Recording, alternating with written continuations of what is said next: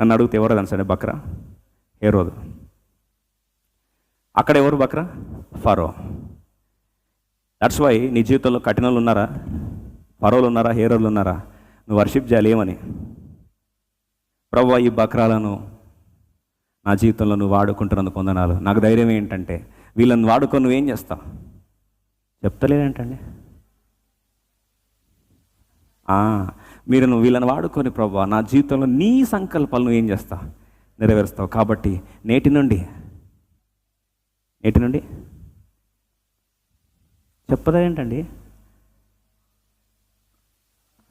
ఆరాధించాలి ఏమని? ఎవరి కొరకు ఆరాధించాలి?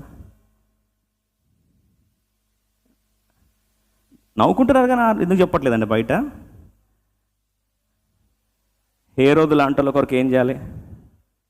దేవుని ఆరాధించాలా. రెండవది ఫరో లాంటి వాళ్ళ కొరకు ప్రార్థన